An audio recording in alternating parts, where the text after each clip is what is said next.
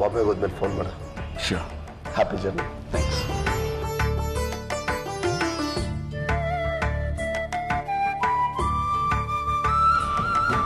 ಅಪರೂಪದ ಗೆಳೆಯ. ನೋಡೋದಕ್ಕೆ ಹೊರಟ ಕಂಡ್ರು ಮನಸ್ಸು ಮಗುವಿನ ತರ.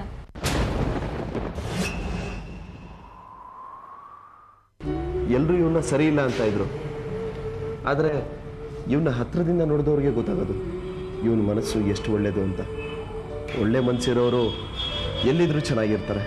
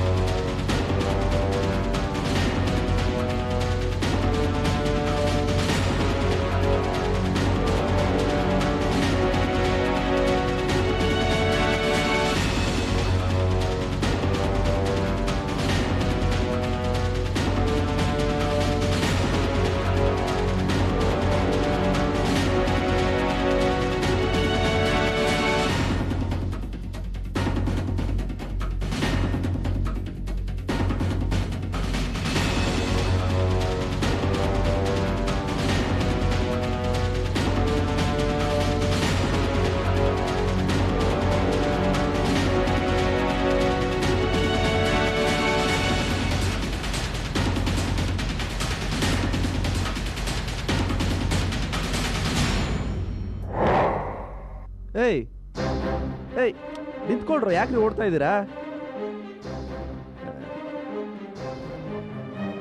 ಸರ್ ಸರ್ ಏನಾಯ್ತು ಸರ್ ಈಗ? ಹಲೋ ಸರ್, ನನ್ನ ಸರ್ ನಾನು ಏನು ಮಾಡಿದ್ದೀನಿ ಅಂತ ಹೇಳಿ ಮೊದಲು. ಹಲೋ, ಏನು? ಯಾವಾಗ? ಸರಿ, ನಾನು ಈಗಲೇ ಬರ್ತೀನಿ.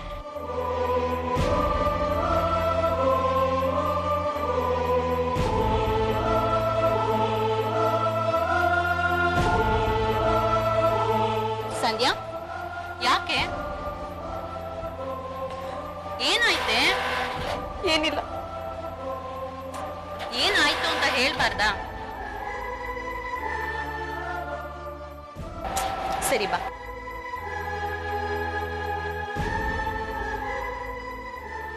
ಈಗ ಹೇಳು, ಏನಾಯ್ತೆ? ನಮ್ಮ ಯಜಮಾನ್ರನ್ನ ಅರೆಸ್ಟ್ ಮಾಡಿದ್ದಾರೆ. ವಾಟ್? ಅರೆಸ್ಟಾ? ಯಾಕೆ ಮಾಡಿದ್ರು?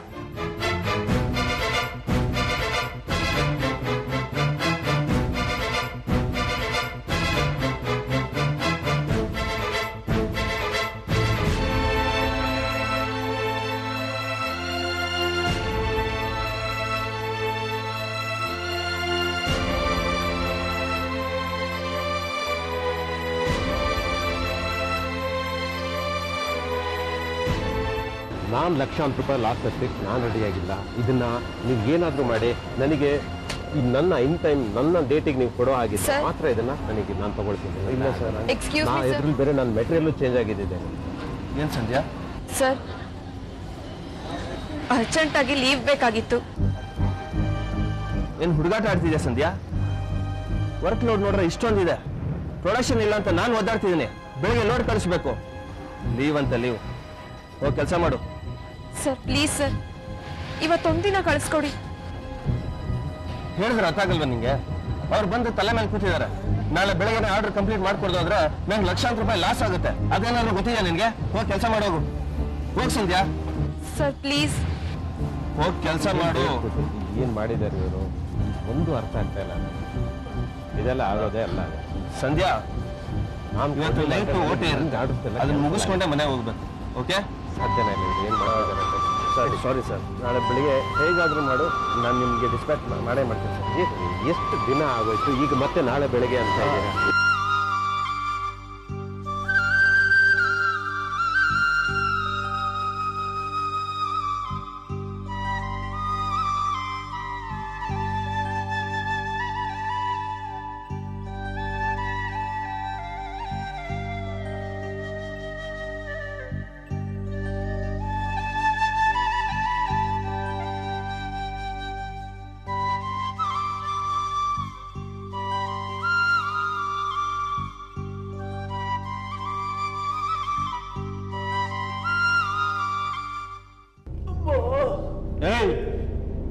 ಇನ್ನು ಎಷ್ಟೆಷ್ಟು ಬಿಲ್ಡಿಂಗ್ಗೆ ಬ್ಲಾಸ್ಟ್ ಮಾಡಕ್ ಸ್ಕೆಚ್ ಹಾಕಿದ್ದೀರಾ? ಸರ್ ನನಗೆ ನಿಜವಾಗ್ಲೂ ಏನು ಗೊತ್ತಿಲ್ಲ ಸರ್. ನಿಮ್ಮ ಏಜೆಂಟ್ರು ಇನ್ನು ಯಾವ್ಯಾವ ಊರಲ್ಲಿದ್ದಾರೆ? ಸರ್ ನನಗೆ ಯಾವ ಏಜೆಂಟು ಗೊತ್ತಿಲ್ಲ ಸರ್.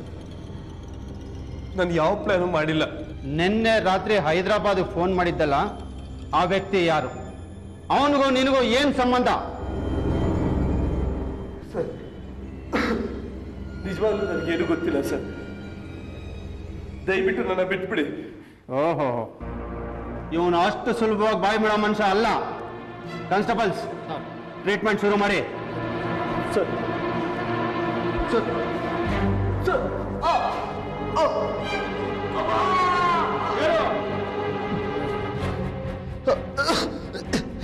ಹೇಳ್ತೀನಿ ಹೇಳ್ತೀನಿ ಹೇಳ್ತೀನಿ. ಬಿಡ್ರ, ಹೇಳು. ಮೊದಲು ಹೇಳೋ, ಆಮೇಲೆ ನೀರು ಕೊಡ್ತೀನಿ. ಕೆಲವು ದಿನಗಳ ಹಿಂದೆ ನಮ್ಮ ಫ್ರೆಂಡಿಗೆ ನಮ್ಮ ಬ್ಯಾಂಕಲ್ಲಿ ಲೋನ್ ಕೊಡಿಸ್ದೆ. ಅದಕ್ಕೆ ನಾನು ಶ್ಯೂರಿಟಿ ಹಾಕಿದ್ದೆ. ಆ ಲೋನಿನ 10 ಲಕ್ಷ ರೂಪಾಯಿ ನಾನೇ ಕಟ್ಟಬೇಕಾದ ಪರಿಸ್ಥಿತಿ ಬಂತು. ಆಗ ನನಗೆ ಸಹಾಯ ಮಾಡಿದ್ದೆ ಸುನಿಲ್.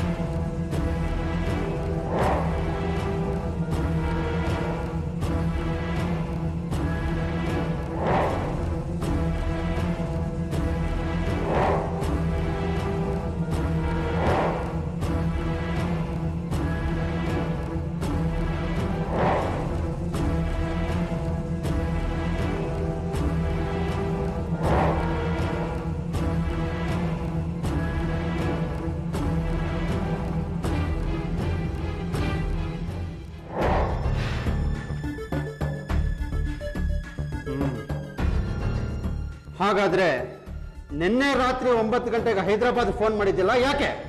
ಸರ್ ನಿಜವಾಗ್ಲೂ ಆ ಫೋನ್ ನಾನು ಮಾಡಿಲ್ಲ ಸರ್. ಸುನಿಲ್ ಅವರೇ ನನ್ನ ಮೊಬೈಲಿಂದ ಫೋನ್ ಮಾಡಿರೋದು. ಹಾಗಾದ್ರೆ ಸುನಿಲ್ ನಿನಗೆ ತುಂಬಾ ಬೇಕಾದವನು. ಅವನ ಅಡ್ರೆಸ್ ಕೊಡು. ನನಗೆ ಗೊತ್ತಿಲ್ಲ. ಡೆಲ್ಲಿಲೆಲ್ಲೋ ಒಂದ್ ಕಡೆ ಇದ್ದಾನೆ ಅಂತ ಗೊತ್ತು ಅಷ್ಟೇ. ಸರಿ, ನೀನು ಆ ಬ್ಲೂ ಪ್ರಿಂಟ್ಸ್ನ ಡಿಸ್ಟ್ರಿಬ್ಯೂಟ್ ಮಾಡ್ತಿದ್ದಲ್ಲ, ಅವರ ಅಡ್ರೆಸ್ ಹೇಳು. ಸರ್ ಅದು ನನಗೆ ಗೊತ್ತಿಲ್ಲ. ಅವ್ರು ಫೋನ್ ಮಾಡಿ ಇಂಥ ಸ್ಪಾಟಿಗೆ ಬಾ ಅಂತ ಹೇಳ್ತಾ ಇದ್ರು. ನಾನು ಅಲ್ಲಿಗೆ ಹೋಗ್ತಿದ್ದೆ. ನಂಬರ್ ಹೇಳು, ಫೋನ್ ಮಾಡ್ಕೊಡ್ತೀನಿ. ಒಂದು ಸ್ಪಾಟಿಗೆ ಬರಕ್ಕೆ ಹೇಳು. ಸರ್ ನಿಜವಾಗ್ಲೂ ಅವ್ರು ಯಾರ ನಂಬರ್ ನನ್ನ ಹತ್ರ ಇಲ್ಲ ಸರ್. ಅವ್ರು ಯಾವಾಗಲೂ ಕಾಯಿನ್ ಬೂತಿಂದ ಫೋನ್ ಮಾಡಿ ಒಂದು ಜಾಗಕ್ಕೆ ಬರಕ್ಕೆ ಹೇಳ್ತಾ ಇದ್ರು. ನಾನು ಅಲ್ಲಿಗೆ ಹೋಗ್ತಾ ಇದ್ದೆ ಅಷ್ಟೇ. ಚೆನ್ನಾಗಿ ಕತೆ ಕಟ್ಟಿ ಹೇಳ್ತೀಯ. ನಮ್ಮ ಅಕ್ಕರಾಮ್ ನನ್ನ ಮಕ್ಕಳ ನಮ್ಮ ದೇಶದಲ್ಲೇ ಇದ್ದು ನಮ್ಮ ದೇಶದ ಅನ್ನ ತಿಂದು ನಮ್ಮ ದೇಶದ ನೀರು ಕುಡಿದು ನಮ್ಮ ದೇಶಕ್ಕೆ ಬಾಂಬ್ ಬಿಡೋಷ್ಟು ಮಟ್ಟಕ್ಕೆ ಬೆಳೆದಿದ್ದೀರಾ ಅಂದ್ರೆ ನಿಮ್ಮಂತ ನನ್ನ ಮಕ್ಕಳನ್ನ ನಡು ಬೀದಿಯಲ್ಲಿ ಸುಟ್ಟಾಕ್ಬಿಡ್ಬೇಕು. ಇಲ್ಲ ಸರ್, ನಾನಂತ ಕೆಲಸ ಮಾಡಿಲ್ಲ. ಇದ್ರಲ್ಲೇನೋ ಮೋಸ ಇದೆ ಸರ್. ನಾನು ನಿರಪರಾಧಿ. ನೀನು ನಿರಪರಾಧಿನ? ಹಾಗಾದ್ರೆ ನಿಮ್ಮ ಮನೇಲಿ ಸಿಕ್ಕಿರೋ ಬ್ಲೂ ಪ್ರಿಂಟ್ ಏನು? ಸರ್, ಅದು ಇಲ್ಲಿ ಬೆಂಗಳೂರಲ್ಲಿ ಕಡಿಮೆ ಬಜೆಟಲ್ಲಿ ಬಿಲ್ಡಿಂಗ್ ಕಟ್ಟೋರಿಗೆ ಅಂತ ಬಾಂಬೆಯಿಂದ ತರಿಸಿರೋ ಪ್ಲಾನ್ ಸರ್. ಬಿಲ್ಡಿಂಗ್ ಕಟ್ಟೋ ಪ್ಲಾನ್ ಅಂತ ನೀನು ಹೇಳ್ತಾ ಇದೀಯ, ಆದ್ರೆ ಕಟ್ಟಿರೋ ಬಿಲ್ಡಿಂಗ್ಗೆ ಬಾಂಬ್ ಇಕ್ಕೋ ಪ್ಲಾನ್ ಅಂತ ನಾನು ಹೇಳ್ತಾ ಇದ್ದೀನಿ. ಸರ್, ಏನ್ ಹೇಳ್ತಾ ಇದ್ದೀರಾ? ಇನ್ನೂ ನಾಟಕ ಆಡಿದ್ರೆ ನರ ಕಿತ್ತಾಕ್ಬಿಡ್ತೀನಿ. ಸಿಟಿಯಲ್ಲಿರೋ ದೊಡ್ಡ ದೊಡ್ಡ ಬಿಲ್ಡಿಂಗ್ಗಳ ಪ್ಲಾನ್ಗಳು ತರಿಸ್ಕೊಂಡು ಎಕ್ಸಿಟ್ ಎಂಟ್ರಿ ಎಲ್ಲಿದೆ ಅಂತ ನೋಡಿಕೊಂಡು ಎಲ್ಲಿ ಸೆಕ್ಯೂರಿಟಿ ಇರಲ್ಲ, ಎಲ್ಲಿ ಸೆಕ್ಯೂರಿಟಿ ಇರುತ್ತೆ ಅಂತ ಚೆಕ್ ಮಾಡಿ ಹೆಚ್ಚಿಗೆ ಜನ ಇರೋ ಕಡೆ ಬಾಂಬ್ ಇಡಬೇಕು ಅಂತ ಸ್ಕೆಚ್ ಹಾಕಿದ್ರಿ. I am right? ಆಮೇಲೆ ಬಾಂಬ್ ಎಕ್ಸ್ಪರ್ಟ್ಸ್ನ ಕರೆಸಿ ಬಾಂಬ್ ಇಡಿಸಿದ್ರಿ. ಕೊನೆಯ ಗಳಿಗೆಯಲ್ಲಿ ನಿಮ್ಮ ಪ್ಲಾನ್ ಅಟ್ರ್ ಫ್ಲಾಪ್ ಆಗೋಯ್ತು. ಯಾಕೆ ಅಂದ್ರೆ ನೀವು ಮಾತ್ರ ಬುದ್ಧಿವಂತರು, ಪೊಲೀಸರು ದಡ್ರು ಅಂತ ತಿಳ್ಕೊಂಡಿದ್ರಿ. ಉಪ್ಪು ತಿಂದ ಮನೆಗೆ ಕಣ್ಣು ಹಾಕೋ ನೀವೇ ಇಷ್ಟು ಶಾರ್ಪ್ ಇರಬೇಕಾದ್ರೆ ಹುಟ್ಟಿದ ಮಣ್ಣಿಗೆ ಪ್ರಾಣ ಕೊಡೋ ಕರ್ನಾಟಕ ಪೊಲೀಸ್ ನಾವೆಷ್ಟು ಶಾರ್ಪ್ ಇರಬೇಕು? ಈಗಲಾದ್ರೂ ನಿಜ ಹೇಳು, ನಿನ್ ಜೊತೆಲಿ ಇನ್ನೂ ಯಾರು ಇದ್ದಾರೆ? ಸರ್, ನಾನು ಸತ್ಯವಾಗ್ಲೂ ಹೇಳ್ತಾ ಇದ್ದೀನಿ. ನಾನು ಆಗ್ಲೇ ನಿಮ್ಗೆ ಹೇಳಿದ್ದೆ ನಿಜ. ನೀವು ಕೇಳ್ತಾ ಇರೋದಕ್ಕೂ ನನಗೂ ಯಾವ ಸಂಬಂಧನೂ ಇಲ್ಲ. ದಯವಿಟ್ಟು ನನ್ನ ಮಾತು ನಂಬಿಸಿ. ಈ ನನ್ನ ಮಗನಿಗೆ ನಾವು ಕೊಟ್ಟಿರೋ ಟ್ರೀಟ್ಮೆಂಟ್ ಇನ್ನು ಸಾಲದು. 3rd ಗ್ರೇಡ್ ಟ್ರೀಟ್ಮೆಂಟ್ ಶುರು ಮಾಡಿ.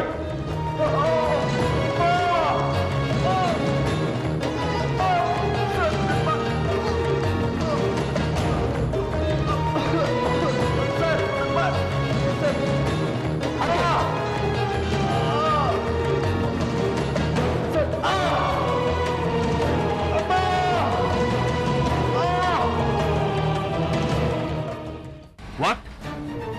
ನಿನ್ ಗಂಡ ಸ್ಟೇಷನ್ ಅಲ್ಲಿ ಇದ್ದಾರಾ? ಇದನ್ನೆಲ್ಲ ಆಗ್ಲೇ ಯಾಕೆ ಹೇಳಲಿಲ್ಲ ನೀನು? ಆಗ ಇದ್ದ ಪರಿಸ್ಥಿತಿಲಿ ಹೇಳೋದಕ್ಕಾಗ್ಲಿಲ್ಲ ಸರ್.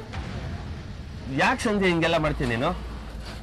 ಅಲ್ಲ, ಕೆಲಸದಲ್ಲಿ ನಾನು ಸೀರಿಯಸ್ ಇರ್ಬೋದು, ಆದ್ರೆ ಇಂಥ ವಿಷಯಗಳು ಬಂದಾಗ ಕರುಣೆ ತೋರಿಸ್ತಿರೋಷ್ಟು ಕಟಕ ಅಲ್ಲ. ಹೋಗ್ಲಿ, ಒಂದೇ ಒಂದು ಮಾತು ಪರ್ಸನಲ್ ಅಂತ ಹೇಳ್ಬಾರ್ದಾಯ್ತಾ? ಏನು ಅಂತ ಕೇಳ್ತಿದ್ದೆ.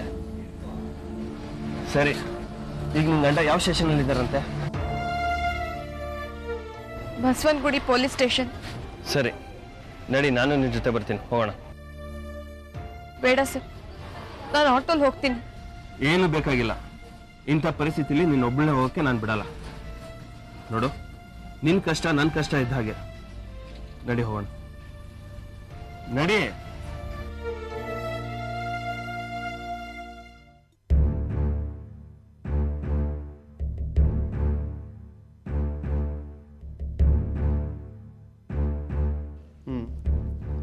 ನಿಮ್ಮ ಸ್ಟೇಟ್ಮೆಂಟ್ಗೂ ಕೃಷ್ಣನ ಹೇಳಿಕೆಗೂ ತುಂಬ ಹೋಲಿಕೆ ಇದೆ. ನಿಮ್ಮಿಬ್ಬರ ಹೇಳಿಕೆ ಕೇಳಿದ ಮೇಲೆ ಕೃಷ್ಣ ತಪ್ಪಿತಸ್ಥ ಅಲ್ಲ ಅಂತ ನನಗನ್ನಿಸ್ತಾ ಇದೆ. ಆದರೆ ಇದೊಂದೇ ಕಾರಣಕ್ಕೆ ಕೃಷ್ಣನ ಮೇಲೆ ಆಕ್ಷನ್ ತೊಗೊಳ್ಳದೆ ಇರೋದಕ್ಕಾಗಲ್ಲ. ಯಾಕೆ ಸರ್? ಈಗಾಗಲೇ ಕೃಷ್ಣನ ವಿರುದ್ಧ ತುಂಬ ಸಾಕ್ಷಿಗಳಿವೆ. ಈ ಅನಾಹುತಕ್ಕೆ ಕಾರಣ ಆಗಿರೋ ಬ್ಲೂ ಪ್ರಿಂಟ್ಸ್ನ ನೇರವಾಗಿ ಅವರೇ ಡಿಸ್ಟ್ರಿಬ್ಯೂಟ್ ಮಾಡಿದ್ದಾರೆ.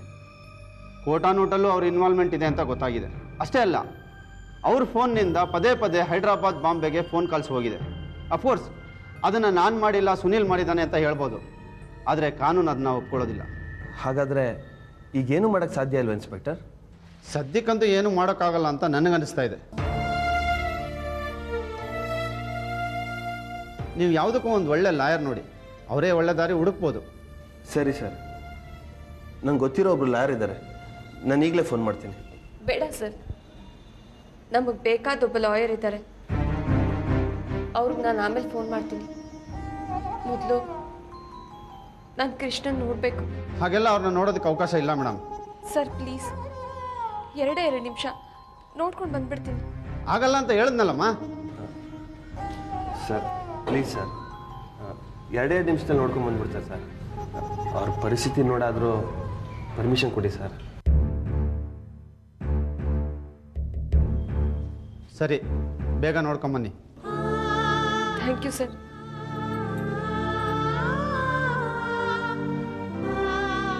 ಸರ್, ಅವ್ರ ಮೇಲೆ ಕರುಣೆ ತೋರಿಸೋದಕ್ಕೆ ತುಂಬ ಥ್ಯಾಂಕ್ಸ್ ಸರ್. ರೀ, ನಾನು ಅವ್ರನ್ನ ಕಳಿಸಿದ್ದು ಮಾನವೀಯತೆ ದೃಷ್ಟಿಯಿಂದ, ಕರುಣೆಯಿಂದ ಅಲ್ಲ. ಕರ್ತವ್ಯಕ್ಕಿಂತ ದೊಡ್ಡದು ಬೇರೆ ಯಾವುದೂ ಇಲ್ಲ. ಸ್ನೇಹಿತರೇ ಇರ್ಬೋದು, ರಿಲೇಟಿವ್ಸೇ ಇರ್ಬೋದು, ಕಟ್ಕೊಂಡು ಹೆಂಡ್ತಿರೇ ಇರ್ಬೋದು, ಕರ್ತವ್ಯದ ಮುಂದೆ ನಾನು ಯಾರನ್ನೂ ಕೇರ್ ಮಾಡಲ್ಲ.